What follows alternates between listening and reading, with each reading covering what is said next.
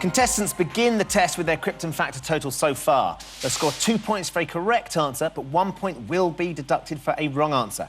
Pete may be way out in the lead with 26, but throughout the series, we've seen everything change on general knowledge. 2 highest runners-up places are still up for grabs if you can score more than last week's target, which is 20 and 21.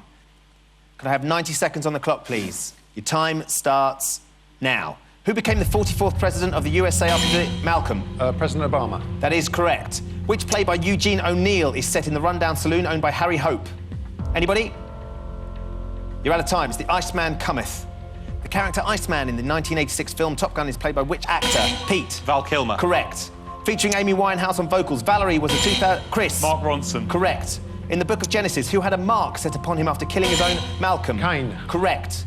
Cain, Midwife and Natterjack are all species of which? Chris. Toad. Correct. Mr. Toad of Toad Hall was the literary creation of which Malcolm? Kenneth Williams. It wasn't, it was Kenneth Graham.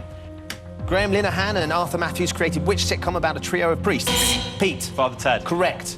The French author Jules Verne is often referred to as the father of which genre of writing? Pete. Science fiction. Correct.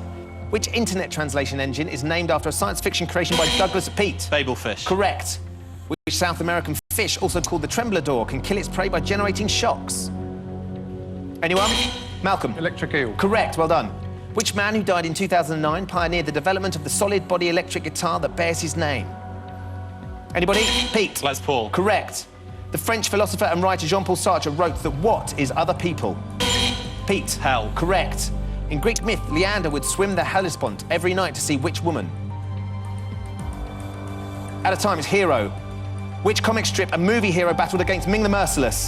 Malcolm. Flash Gordon. It was Flash Gordon. Andy Summers, Stuart Copeland and...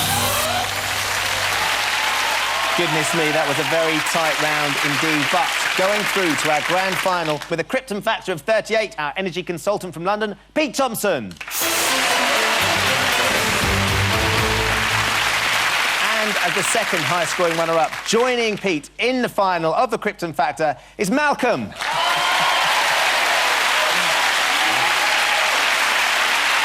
So we have our 4 finalists from last week, Ed Brims and James O'Driscoll, and from tonight, Malcolm McKinnon and Pete Thompson. One of them will walk away with this trophy and be crowned Krypton Factor Champion 2010 in next week's grand final. Make sure you don't miss it. Thanks for watching. Good night. Well, I think it's a real feather in the cap for big old grey blokes everywhere. Obviously, being the high-scoring runner-up, you're there as the kind of extra guy, so I thought it was really important to win big. Now it's your chance to be a winner in our competition.